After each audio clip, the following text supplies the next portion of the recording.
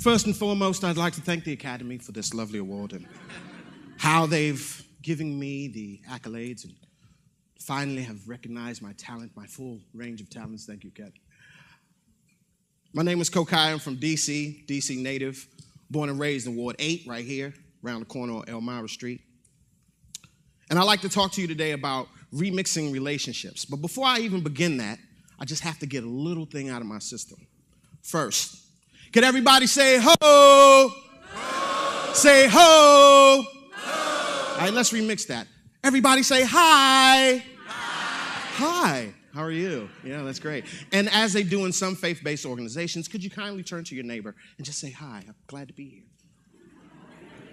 It's a lovely thing. The art of community, the art of remixing relationships, the art of hip-hop. What is hip-hop to me? Hip-hop to me is about innovation. I fell in love in 1984 with a song called Sucker MCs by Run DMC. That song to me, yeah, that's what we're talking about. That song to me was the greatest thing on the earth. My brother brought home the vinyl. He put it on the record player. He said, oh, you're not going to believe this, and played it. 2 years ago, a friend of mine asked me to say some MC rhyme, so I said this rhyme I'm about to say. The rhyme was deafer than it went this way. To me, that was the start of hip-hop. So I did my research. I went back. I looked at what hip-hop was about. I started finding out about the projects and how people didn't have music programs or art programs. And so what did they do? They innovated. They used 2 turntables. They invented mixers. They went out and threw jams in the park, promoting community, promoting fun, promoting a party, having a good time. They remixed the relationship that they had with poverty and turned that into an economic situation. They remixed their economy. They made sure that they could sell tickets to the park jam. They made sure that they had product to sell. They made sure that they had T-shirts. They had tchotchkes. They had everything. So they remixed that relationship, that idea that in a place where they weren't getting money through the standard, the normal channels, they went and got money from other channels. That's how I look at hip-hop today with its innovation. To me, the whole world is hip-hop. So when I hear people talk about, hey, man, do you like rock music? I'm like, yeah, I like rock music. It's hip-hop with guitars. What about punk? That's fast hip-hop with a lot of guitars.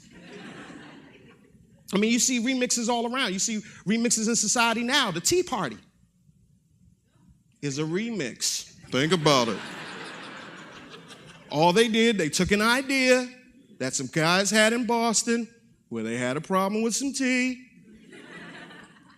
and they remixed that into a whole ideal, into a whole party of people that were fed up. Hip-hop was fed up. People were fed up at the conditions that they were having. So in the midst of them getting fed up, they came up with these new ideas, new innovations, and ways to affect their community. Hip-hop also has a love for the acronym, the Notorious B.I.G., Guru, Gifted Unlimited, Rhymes Universal, Big Crit, Big King, Remembered in Time. Me, I have my own acronyms. KA. If you're from Boston, that's a vehicle. To me, it's keep a hustle. Keep a hustle. We as artists, and me particularly as an independent artist, I have to keep a hustle. I always have to see or look for the things that are not in existence at the time when I'm trying to do them. So what do I mean? Well, I got approached by a guy, and he said, hey, man, you know, I want you to make some songs. This was 2 years ago. I want you to make some songs for this movie. And I said, I don't like your contract. But I saw the opportunity. So I was like, how can I get into making soundtracks for movies? So I started doing research and finding out what a creative director was on a movie, who the sound engineers were on movies, and I started to try to find those relationships. 2 years later, I get a call from the same guy. Hey, man, like to make some songs for another movie. Let me see the contract. Looked at the contract. Contract was fine. I ended up getting 5 songs on Kevin Hart's Laugh in My Pain. I have another acronym, ABC. In the movie Boiler Room? Boiler Room. Always be closing. Always be closing. Or for me, always be conscious. Always be conscious of the people that are funding your career. Always be conscious of the community that's around you. Always be conscious of those who need for you to listen, to have an open mind, to have an open heart, to want to be able to engage you. Always be conscious of that. This creative economy of music or art or culture or education. Oh, and I have to shout out education. I have to do a shout out. That's a hip hop tradition. It's shout outs. So I have to shout out E.L. Haynes in the back row. My kids go to E.L. Haynes. To me, E.L. Haynes is a perfect example of a remix. It's a charter school, but they remixed the idea of community. They went out, they sampled other communities, sampling, that's part of hip hop. They went out, they went to Denver and sampled some other schools, looked at their structures, looked at how they were doing things, why their kids started to excel. And they remixed that idea and brought it back to DC. Changed it a little bit, got involved in this community, in the DC community, and now they have a burgeoning, lovely place of education. I can't just say that. I mean, they did pay me a couple of dollars to say something. No, but I love the school. I love the school. I love what it stands for. I love the idea that they're involved in their community, that they didn't run from the community, that they wanted to engage the community and talk to the community. Always be conscious. Always be conscious of your community. In remixing relationships, we have to maintain an idea and understanding that everybody is not always where we are.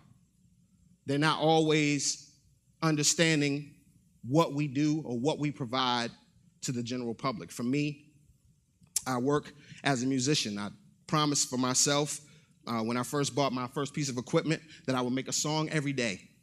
I would make one song every day.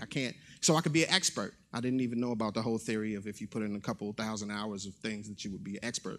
But I wanted to be an expert at what I did because I wanted to have the flyest beats. I wanted to have the dopest stuff. I wanted everybody to listen. I wanted to make a career out of being an artist. So in understanding that about these communities, that's what I ended up doing. Worked hard, developed relationships, talked to people, tried to understand where I stood as far as a creative person in this community of art and education and in the community in general. I also like to use the acronym THE END because I'm getting close to the end. Black Eyed Peas said everyone nearly dies.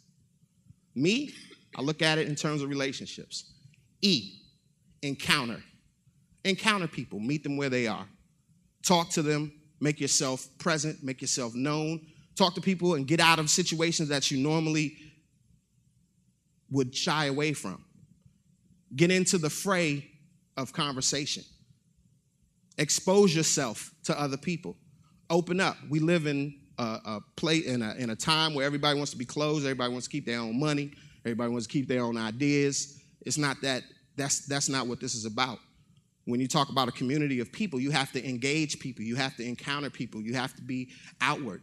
You can't be inward all the time. Your focus has to be outward. Encounter. N, nurture. I love nurturing. I'm a father of two. You know, I hold my son, hold my daughter.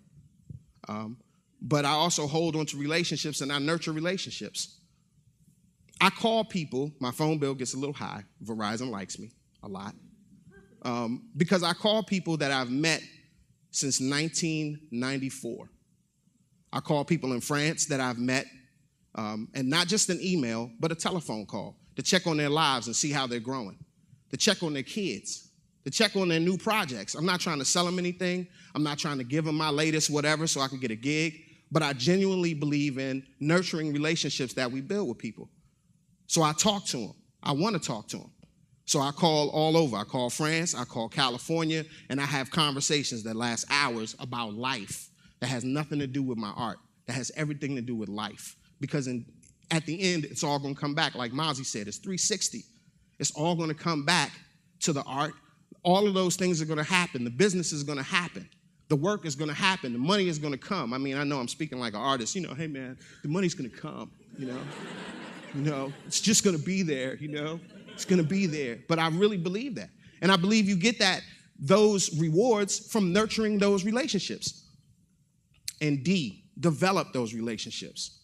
Develop them. Talk to people about what you're doing. This is when you switch over to the business mode. And because you get to tell them about your life, and because you talk to people about what you're doing, you can start to develop ideas and partnerships with other people that may have common goals and common ideas. They want to be involved with you just as much as you want to be involved with them. They may have an idea that has something to do with, a widget A, and you got an art piece about widget B, or you need widget B to stick it with widget A. That's how you work it out.